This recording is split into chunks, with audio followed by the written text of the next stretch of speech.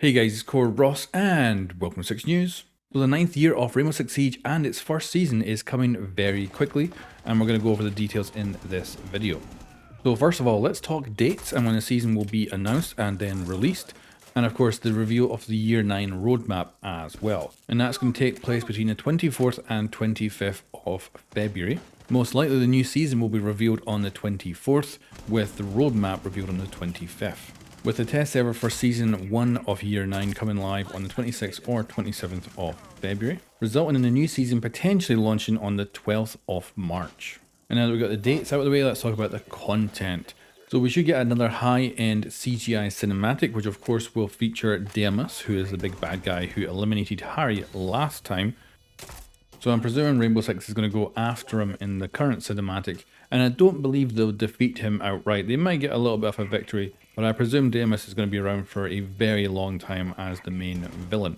Now, there's obviously been my theory for a long time now that Demus is going to get added into the game as a playable operator, and I've always said in his Rainbow Six days, so kind of a back in time version of him, but of course put his cosmetics for his big bad guy stuff in the battle pass. I think you'd probably sell the most battle passes ever if that happens. But I have made that prediction for the last 2 seasons and he never showed up. So who knows if he's going to show up this time, and I may just be wrong yet again. But I'd put money on Demus showing up in Season 1 of Year 9. Now let's move on to in-game content. So of course this will be the stuff shown off in the roadmap. And I can see a few different things here that I could probably guarantee are going to be in the roadmap. First will be an attacker AI playlist. We've already got the defender version. I expect to see the attacker version on the roadmap as well. We've also got the revamp to shield operator mechanics, and that was something in the Year 8 roadmap. I expect to see it on Season 1 or Season 2 of Year 9. And we'll also get teaser gameplay of other operator reworks that'll be happening in Year 9, and I would not be surprised to see potentially Blackbeard and Recruit in those little teasers. And then the list of operators that we know are getting some major work done on them in Year 9 is Azami, Warden, Solus, Blackbeard, and Recruit. So any of them could show up with teaser gameplay. I don't expect to see probably any of them in Season 1, but who knows.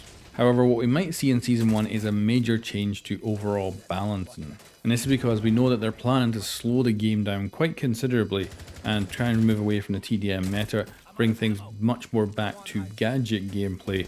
And it'll be interesting to see how or if they can actually achieve that. I expect to see major changes potentially to the 1.5x site, because I think that does seem to be a potential problem right now, and who knows what other kind of surprises they might bring out for the balancing of the game. But it's also possible that a lot of this may be pushed further into the year.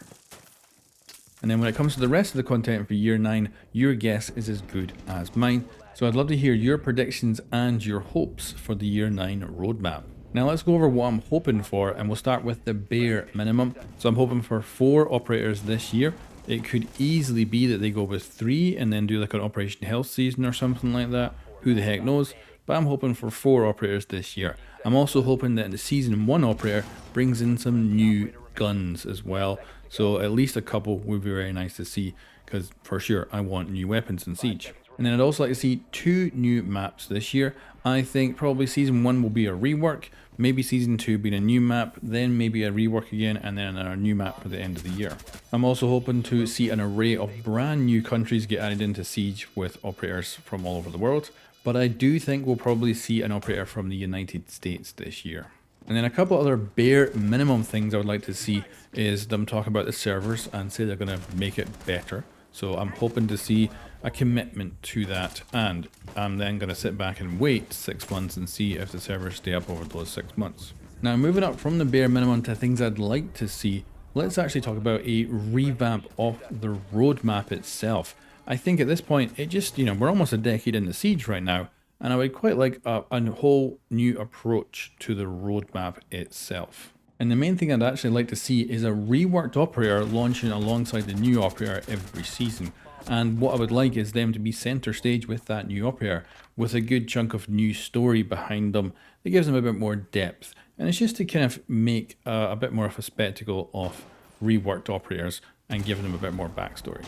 Now, one of the big surprises last year was the Defender AI playlist. And as soon as this was announced in last year's roadmap, I was like, oh, I'm interested in that. And then when it actually came out, it's not bad. Like, you still know that you're fighting bots, but it's like way better than the usual bot quality you would have in games. So I want to really see that get advanced quite considerably. And what I'd like to see is, of course, there's going to be an attacker playlist this year, but I want to see the AI get significantly better, not at being good at the game, but being realistic as if I'm playing real players. Because I think the current bots are almost convincing. If you brought a brand new player in there who'd never played Siege and you said this was a newcomer playlist, I think they would maybe believe you for a little bit until they figured out, oh yeah, these guys are not quite human. But what I want to see is that develop more and more and more year on year, hopefully. And ultimately, what I would love to see is if this playlist develops into a great kind of experience for new players, but also experienced players. Because for instance, if I can play an AI playlist where I know there's no cheaters, it'd be quite nice to go and play that kind of casually for a little bit, maybe use it for warm up, and that would be kind of nice to just avoid cheaters at times. So I really want to see that AI playlist develop considerably. And of course, they're going to get the attacker one, that'll be in their roadmap this year, but I want to see that really be invested in. And I want to jump in there and get the same rewards I do for playing normal matches as well, because I think it could be really good for the future. Now, talking of cheaters, let's talk about the stuff I'd like to see in the roadmap, but of course, this is the stuff I don't think will probably make it in there. And the first would be a new anti-cheat. So, I don't think, especially, you're seeing the new stuff these days with AI monitors that can like help you cheat without interacting with the game at all and being undetectable, and that stuff coming to market very soon. That scares the crap out of me for like what the heck, a first-person shooter multiplayer game is going to be like in 5 years' time. Like, the cheater problem is bad now. In 5 years, it's going to be horrendously bad. So I would love a hell of an upgrade to the anti-cheat in Siege that just works for a bit.